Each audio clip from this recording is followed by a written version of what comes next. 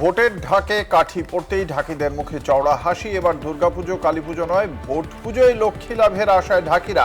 কারণ ডান বাম সব পক্ষের প্রচারেই ডাক পাচ্ছেন ঢাকিরা। ঢাকের তালে তালে লক্ষ্মী আসছে তাদের ঘরে। তাই ব্যারাকপুর শিল্পাঞ্চলে রাজনৈতিক লড়াই আর উত্তাপ বাড়লেও রুটি রুজির লড়াইয়ে অনেকটাই এগিয়ে ঢাকিরা। বাদ ইনকাম হয়, ধরুন বাইরে আসা ওই জন্য। আমাদের এটা একটা ব্যবসা, ওই জন্য আসি। এমনি সময় কি করেন? এমনি সময় চাষবাস করি আমরা, মাঠে ঘাটে চাষে খাটি। এই বছর তো ভোটেও কি বাড়তি রোজগার হচ্ছে? হ্যাঁ, ওই জন্য ইনকামের জন্যই সব পার্টিতে যান? সব বাড়তি যায়। সুবিধা বলতে কি আমাদের ফোনের ডাকে আমার আর তৃণমূল পার্টিতে আছি। এখন তৃণমূল পার্টি এখন রানিং চলছে। আর ঠিক আছে, পার্টি অন্য পার্টি এখন আমাদের কন্ট্যাক্ট হয়নি। আমাদের এখন যাবেন? হ্যাঁ হলে যাবো। আর কতটা ভালো লাগে পুজোর সময় বাজান আবার ভোটের সময়? পুজোর সময় আনন্দটা বেশি হয়। এখনো আনন্দ ভালো লাগছে। ভোটের সময় আসছে? হ্যাঁ, ভোটের সময় আসছি। সমস্ত দাদারা যান? হ্যাঁ, সব দাদারাই যান। কিরকম কিরকম ডাক পড়ে, তাও কোন কোন দল দেখেছে? ডাক ধরুন এখন তৃণমূল পার্টি এখন রানিং, তো তৃণমূল পার্টির ডাক বেশি, ওই জন্য এখন যাওয়া আসাটা বেশি। আর বিজেপি যদি ডাকে বা অন্য দল? অন্য দল ডাকলেও যাই। নন্দীগ্রামের কাঁদেমারিতে রাজনৈতিক উত্তেজনা তুঙ্গে আইএসএফ ও তৃণমূলের হাতাহাতি। অভিযোগ, আইএসএফ এর প্রার্থী তার কর্মী সমর্থক নিয়ে এলাকায় প্রচারে গেলে বাধা দেয় তৃণমূল কংগ্রেস। দুপক্ষের মধ্যে বচসা বাদানুবাদ শুরুর পর তা হাতাহাতিতে রূপান্তরিত হয়। পাল্টা তৃণমূল কংগ্রেসের অভিযোগ, এলাকায় অশান্তি পাঠিয়েছে আইএসএফ এর প্রার্থী এবং সমর্থকরা।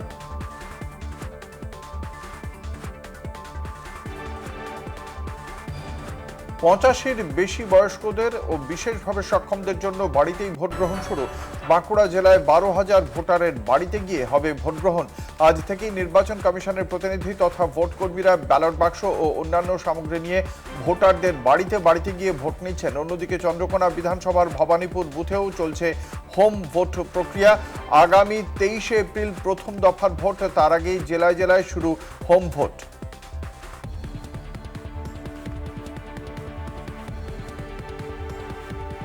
বাড়ছে নির্বাচনী উত্তাপ, প্রচারেও দেখা দিচ্ছে নতুনত্ব। মঙ্গলবার সকালে এক অভিনব কায়দায় নদী পথে প্রচার সারলেন সাগর বিধানসভা কেন্দ্রের তৃণমূল কংগ্রেস প্রার্থী বঙ্কিমচন্দ্র হাজরা।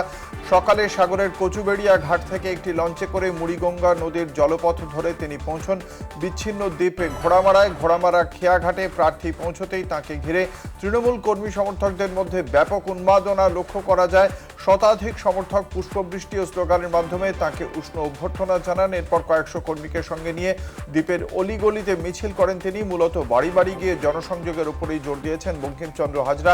প্রচার চলাকালীন দ্বীপের সাধারণ মানুষের সঙ্গে সরাসরি কথা বলেন প্রার্থী। নদী ভাঙন ও জীবনযাত্রার মান নিয়ে স্থানীয়দের অভাব অভিযোগ মনোযোগ দিয়ে শোনেন এবং আগামী দিনে পাশে থাকার আশ্বাস দেন।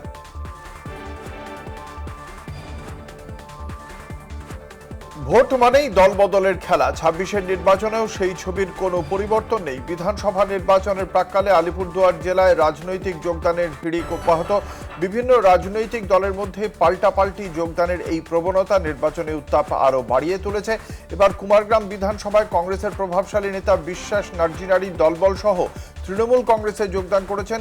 শামুকতলায় আয়োজিত এক যোগদান কর্মসূচিতে তিনি আনুষ্ঠানিকভাবে তৃণমূল কংগ্রেসে যোগদান। তার হাতে দলীয় পতাকা তুলে দেন রাজ্যসভার সাংসদ ও তৃণমূলের জেলা সভাপতি প্রকাশচিক বড়াইক এবং কুমারগ্রামের তৃণমূল প্রার্থী রাজীব তির্কে সহ অন্যান্য নেতৃত্ব। অন্যদিকে মাদারিহাট বিধানসভা এলাকাতেও দলবদলের ছবি। সেখানে ঘাস ফুলে ভাঙন, শক্তি বৃদ্ধি পদ্ম শিবিরের। মাকড়াপাড়া চা বাগান এলাকায় প্রায় 50টি পরিবার তৃণমূল কংগ্রেস ছেড়ে বিজেপিতে যোগদান করেছে। উত্তর 24 পরগনার বাগদার বিজেপি প্রার্থী শোভা ঠাকুর বনগাঁ থানা এলাকার আরামডাঙ্গা কালী মন্দিরে পুজো দিচ্ছিলেন। সেই সময় রাস্তায় দাঁড়িয়ে থাকা তার সঙ্গে থাকা গাড়ির পেছনে বাইকের ধাক্কা। ঘটনায় আহত বাইক আরোহী। তবে চাঞ্চল্য ছড়িয়েছে সেই বিষয়কে কেন্দ্র করে। বাইক চালকের গায়ে তৃণমূলের প্রতীকী গেঞ্জি, তা দেখেই এই ঘটনা তৃণমূলের চক্রান্ত বলে মনে করছেন বিজেপি প্রার্থী শোভা ঠাকুর। ঘটনাস্থলে পৌঁছেছে বনগাঁ থানার পুলিশ। বাইক আরোহীকে আটক করে বাইকটিকে উদ্ধার করেছে পুলিশ। ইন্টালের বিজেপি প্রার্থী প্রিয়াঙ্কা টিবরেওয়ালের প্রচারকে কেন্দ্র করে ধুন্ধুমার পরিস্থিতি ধাপায় তার প্রচারে দেওয়া হয় বাধা, এমনই অভিযোগ সামনে আসে। ইন্টালের বিধানসভার প্রচারে হামলার অভিযোগ। থাপা এলাকায় প্রিয়াঙ্কা মিছিলে হামলা, ঘটনার প্রতিবাদ বিজেপি কর্মী সমর্থকদের। তৃণমূলের বিরুদ্ধে হামলার অভিযোগ। ঘটনায় কমিশনের দ্বারস্থ বিজেপি প্রার্থী প্রিয়াঙ্কা টিবরেওয়াল।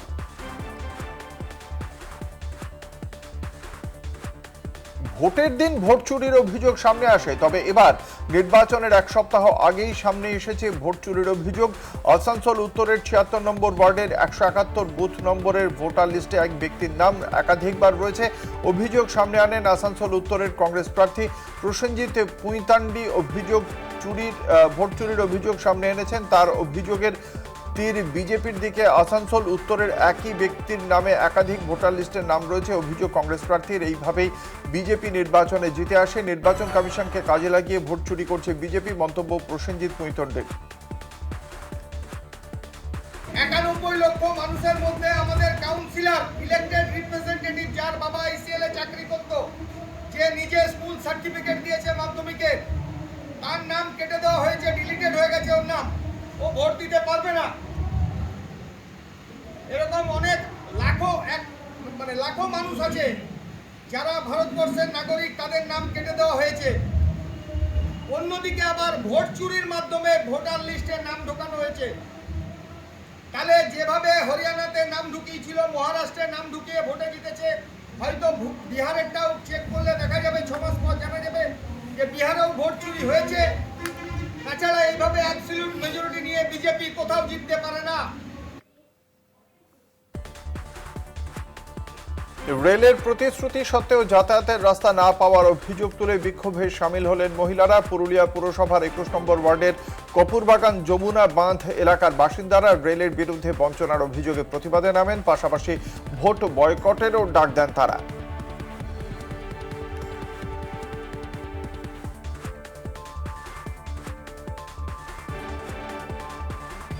10 ফুটের মতো, কিন্তু এখনো পর্যন্ত কেউ দেয়নি আমাদেরকে।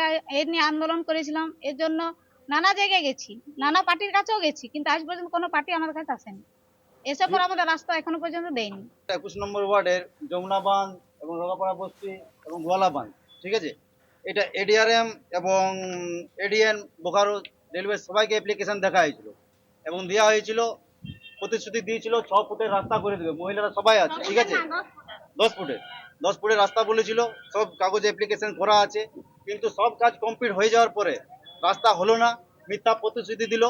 তো আমি বলবো এই বিজেপি সরকার, যে কেন্দ্রীয় সরকার একটা প্রতিশ্রুতি দিয়েছে মিথ্যা, এরকম মিথ্যা প্রতিশ্রুতি দেওয়ার কি প্রয়োজন ছিল? ভোটের উত্তাপে যখন গোষ্ঠীদ্বন্দ্ব, একদল অন্য দলের বিরুদ্ধে ক্ষোভ উগরে দিচ্ছে, প্রচারেও যখন দেখা মিলছে কটাক্ষের ছবি, সেই আবহে ভিন্ন পথ বেছে নিলেন বাউল শিল্পী ডক্টর স্বপন দত্ত। হিংসা ও ভয়মুক্ত নির্বাচনের বার্তা নিয়ে তিনি পৌঁছে যাচ্ছেন উত্তরবঙ্গের নানা প্রান্তে। শিলিগুড়ি, নিউ জলপাইগুড়ি, দার্জিলিং, কালিম্পং জুড়ে চলছে তার বাউল সুরের প্রচার। গানকে হাতিয়ার করেই সাধারণ মানুষের মধ্যে ভোট সচেতনতা গড়ে তোলাই তার মূল লক্ষ্য।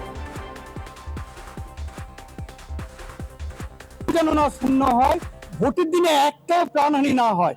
জনগণ আমার কথা শুনেছিল, আমি সেই আনন্দেতেই আবার বিধানসভা ভোটে এ পর্যন্ত ১৭টি জেলা পার করে আজকে শিলিগুড়ি এসেছি, কাল দার্জিলিং যাব, পরে মালদা, এইভাবে করব। আমার একটাই কথা, শান্তিপূর্ণ ভোট হোক, কেউ শান্তি ভঙ্গ করবেন না, নির্ভয়ে ভোট দিন, হিংসা মুক্ত ভোট হোক, কেউ ভোট দানে পিছু হাঁটবেন না। আর আপনি যদি ভোটই না দেন, ভোটার কার্ডে কোনো মূল্য থাকবে না। গণতন্ত্রের উপর প্রত্যেককে আস্থা রাখতে হবে, ভরসা রাখতে হবে, গণতান্ত্রিক ঐতিহ্যকে রক্ষা করতে হবে।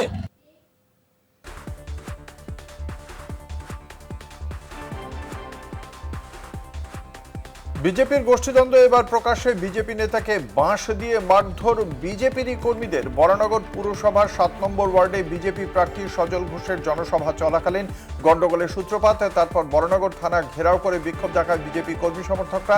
সেই সময় বিজেপি নেতা রাজীব মিশ্র কর্মী সমর্থকদের নিয়ে বরানগর থানার সামনে যায়। সজল ঘোষের ঘনিষ্ঠ বিজেপি কর্মীরা বিজেপি নেতা রাজীব মিশ্রর অনুগামীদের থানার সামনে মারধর করে। ঘটনায় শুরু তীব্র রাজনৈতিক চর্চা। বলছেন উনি তো মিথ্যাবাদী হতে পারেন না, ব্যানার্জি পরিবারের লোক। হ্যাঁ, এসব এই ফালতু কথার কোনো উত্তর হয় না, ফালতু কথার উত্তর ফালতু দিতে হয়, সেটা আমার পক্ষে সম্ভব না। হ্যাঁ, আমাদের লোক হচ্ছে না, তাই বলে মারপিট হচ্ছে যখন অনুষ্ঠান শেষ হয়ে যাবার 1 ঘন্টা পরে। তাহলে উনি যখন বলছেন তখন তাই আমি আর কি বলবো, প্রলাপের কোনো উত্তর দিতে পারবো না, প্রলাপের কোনো উত্তর হয় না। ভোট প্রচারের মাঝেই বিরল সৌজন্যের নজির গড়লেন ভাঙড়ের তৃণমূল কংগ্রেস প্রার্থী শওকত মোল্লা। ভাঙড়ের নারায়ণপুর অঞ্চলের খড়ম্বা এলাকায় প্রচারে বেরিয়েছিলেন তিনি। প্রচারের মধ্যেই হঠাৎ করে পৌঁছে যান ভাঙড়ের বিজেপি প্রার্থী জয়ন্ত গায়েনের বাড়িতে। জয়ন্ত গায়েন নিজেই এগিয়ে এসে শওকত মোল্লাকে জড়িয়ে ধরেন, বাড়ির ভেতরে নিয়ে গিয়ে বসান, জল চায়ের ব্যবস্থা করেন। বিজেপি প্রার্থীর মা শওকত মোল্লাকে করলেন আশীর্বাদও। ভোটের হাড্ডাহাড্ডি লড়াইয়ের মাঝেও মন ভালো করা এক ছবি উঠে এলো আজ।